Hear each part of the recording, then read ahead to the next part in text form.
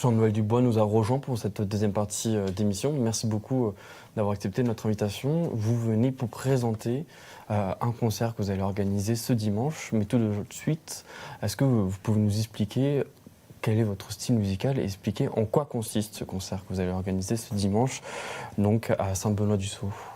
Déjà, merci Maël de me recevoir, c'est très gentil à toi.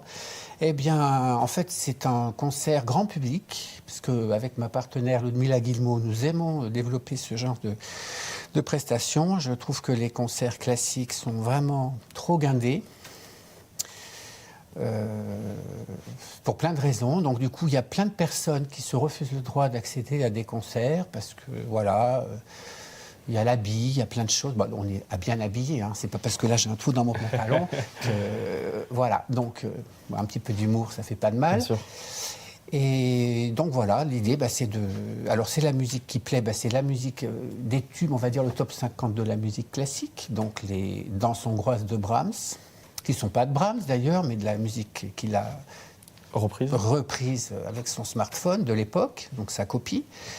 Il y a aussi des œuvres de Chopin, polonaises. Alors là, c'est un petit peu différent. C'est un thème de polonaise que Chopin a développé et a fait un tube, on va dire, planétaire, puisque Chopin, c'est un enfant du pays, de la Châtre. Donc moi, je suis originaire de la Châtre, enfin juste à côté. Avec la maison de Georges aussi. Voilà, il y a tout un historique. On est des grands spécialistes de Chopin et de Liszt avec Ludmila, donc c'est vraiment des compositeurs qu'on affectionne particulièrement. Et alors, il y a un choix qui se dénote, c'est surtout des pays de l'Est, assez slave. Pourquoi ce choix? Alors, cette musique, en fait, la musique romantique, je trouve qu'elle est très proche de la musique slave, qui est très... quand on pense à slave, on pense surtout à Tchaïkovski, qui est vraiment dans le pathos, ce qu'il y a de plus fort, je trouve. D'ailleurs, ça ne plaît pas à tout le monde. Et ce romantisme-là, c'est l'âme slave, comme on dit, ça s'est diffusé dans toute l'Europe centrale. Donc tous les compositeurs, même français de l'époque romantique, ont été baignés par cette musique. Donc finalement, vous reprenez un petit peu cette influence et vous essayez de le remettre en avant. Et comme vous l'évoquez, vous disiez que vous n'aimez pas ce côté peut-être élitiste que la musique classique peut avoir. Et donc vous avez mis en place un concert, un spectacle aussi qui a comme objectif de varier entre l'humour, le musique-classisme, et en tout cas tout ça pour valoriser peut-être ce patrimoine et le rendre plus accessible. Oui, alors l'humour, il y a des spectacles d'humour. Alors nous, on ne fait pas dans l'humour, mais en fait, ce qui se trouve, c'est que c'est assez drôle de nous voir, parce qu'on ne le fait pas exprès, mais on a des tempéraments tellement différents. Que ça fait rire, mais c'est pas forcément travaillé pour ça. Mais en tout cas, on présente les pièces. Élitiste, c'est pas un mot qui me fait peur. C'est pas élitiste. Le mot, c'est plutôt snobinard de la musique, c'est-à-dire des gens qui s'approprient au nom de je ne sais pas quoi d'ailleurs, de connaissances musicales qu'ils auraient plus que les autres, et se donnent le droit d'être plus au-dessus, alors que la musique, comme tous les arts, ça se découvre à tous les... Et ça se partage surtout. Ça se partage, voilà, c'est ce que Malraux disait. Il n'y a pas forcément de clé à donner pour accéder. On aime ou on n'aime pas. Après...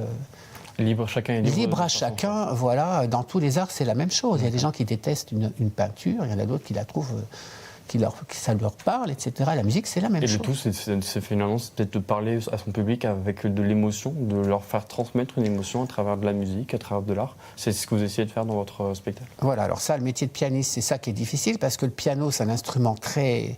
comment dirais-je, mécanique, parce que c'est le seul instrument où on n'est pas encore avec l'émetteur, enfin, c'est-à-dire on ne joue pas sur les cordes, on joue par une mécanique. Et du coup, on a vite fait de jouer comme, on va dire, l'école japonaise des années 80, pour caricaturer un petit peu. Et alors bien sûr, ça pourrait être le robinet d'eau tiède, comme disait mon professeur à Paris, qui se déroule parce qu'il n'y a pas une faute, mais il ne se passe rien. Et le piano, c'est un instrument percussif, mais qu'on va rendre mélodique en trichant. Et si on ne comprend pas que c'est des petits marteaux qui tapent et qu'on fait que ça ne fonctionne pas. On peut avoir une technique, ça peut faire effet comme ça, un numéro de cirque, mais en fait, il ne se passe rien au niveau de la vibration, du rendu d'un auditeur. Il n'y a qu'un spécialiste qui va dire « Ah ben oui, oh là là, quelle technique !» Et donc c'est aussi ce que vous avez essayé de transmettre ce samedi, parce que ce samedi vous allez également faire un concert dans l'Indre.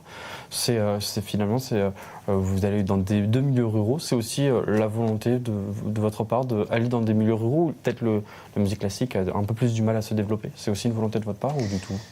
Alors, effectivement, dans les milieux ruraux, il y a beaucoup moins de gens dont je vous parlais tout à l'heure. Mais il faut quand même les amener au concert. C'est pas parce que... Et donc là, c'est là l'objectif de faire ces musiques-là vraiment... il y en a peut-être un qui va voir ce programme et dire « Ah, bah, tiens, il y a cette heure que je connais, je vais aller écouter. » Et puis ils ont l'air un peu différents. On va aller voir ce concert. Donc en tout cas, merci beaucoup d'avoir accepté notre invitation. Et donc pour rappel, surtout l'élément important à préciser, c'est que ce dimanche et ce samedi, vos concerts sont gratuits, accessibles à tous, ouverts à tous même. D'ailleurs, ce dimanche, ce sera à 16h à l'église abbatiale de la commune Benoît-du-Sault. Alors Saint-Benoît-du-Sault, ouais. Et donc à 16h, et c'est là qu'on va jouer ce programme slave, et à Rivaren à 15h la veille, donc samedi. Et là on jouera un programme exotique, c'est-à-dire de la musique impressionniste, française, avec un parcours vers l'Espagne, la Chine. Donc on va voyager avec des sons et des parfums. Et donc n'hésitez pas à voyager avec vous, avec nous tous. Ludmilla, ma partenaire. Et donc, en tout cas, merci beaucoup d'avoir accepté notre invitation et d'être répondu présent. Je tiens également à remercier Aude Martin-Quéré et Aymeric Le Hénaf pour la réalisation de cette émission. Moi, je vous dis à la semaine prochaine. D'ici là, passez un bon week-end. Tout de suite, l'agenda du Berry.